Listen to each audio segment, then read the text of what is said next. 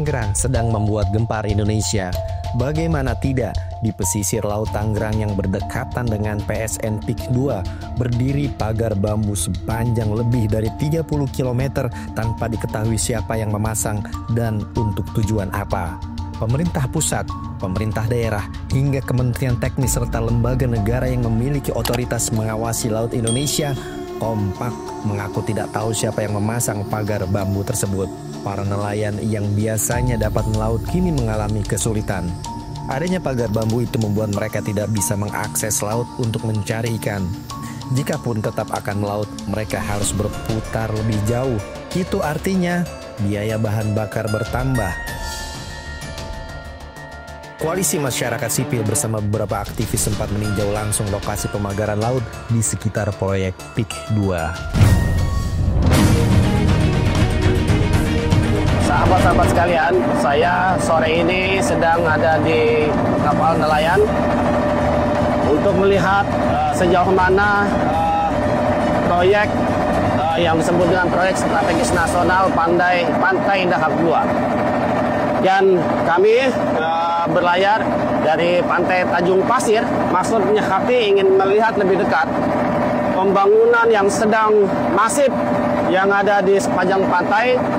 Namun ternyata memang kami tidak mudah untuk bisa menembus mendekati areal PIK 2 karena di sepanjang pesisir pantai ini, sepanjang tepi pantai ini sudah dipagari bambu-bambu yang luasnya mungkin panjangnya sekian kilometer, sehingga kami harus memutar.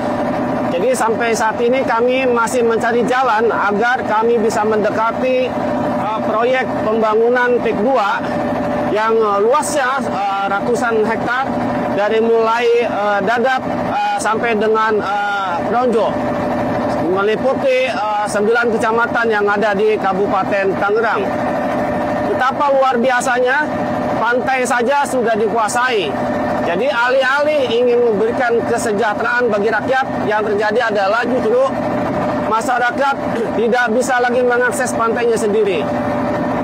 Nelayan kesulitan untuk mencari tangkapan ikan karena sudah dikelilingi oleh pagar-pagar sehingga mereka pun tidak boleh masuk begitu saja.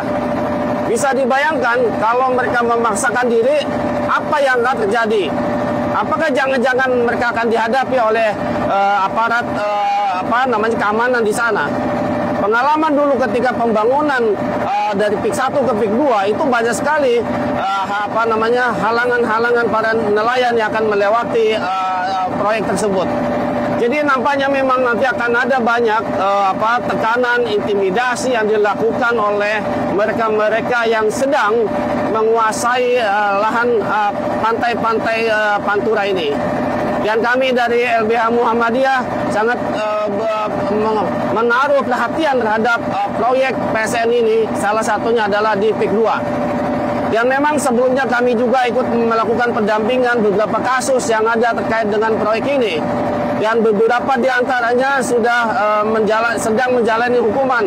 Ya, dan saat ini masih ada yang mendekam di Lapas Pemuda Tangerang karena dia melawan dan tidak mau menerima harga tanah yang sangat murah yang ditawarkan oleh pengembang. Sehingga konsekuensinya adalah klien kami dikriminalisasi, di penjara, lalu dipermalukan di media seolah-olah sebagai mafia hukum. Padahal nyata-nyatanya pengembang PIK 2 lah yang kami sebut adalah mereka mafia hukum yang sebenarnya. Santer beredar kabar jika pagar bambu itu dipasang oleh pihak tertentu yang berkaitan dengan proyek strategis nasional PIK 2. Muncul beberapa nama yang dikaitkan dengan Aguan, pemilik Agung Sedayu Group, sekaligus pengendali utama PIK 1 dan PIK 2. Di ujung gambar ini, di wilayahnya disebut Paku Haji, itu titik awal pagar laut ilegal sepanjang 3 km. Dan kemudian berujung sampai ke Pulau Cangkir. Kita masih on the way menuju sana, masih jauh. Tapi sependek inilah, sekecil ini pagar laut ini. Kemungkinan itu tsunami, dan mungkin juga ini proyek negara. Nah, kita bisa lihat tuh, dia sependek ini. Ya, jadi sudah mulai terlihat di berapa gini.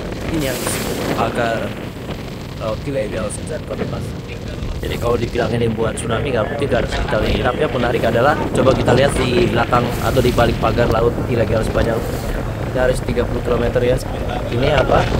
Mari kita lihat sebentar, kita zoom, dan di situ adalah pulau reklamasi yang sedang dibuat. Nah, ini ada ekskavator ya. Kita lihat ya teman-teman ya. Oke, itu dia. Jadi kita bisa lihat motif pemasangan pagar ini adalah seperti apa.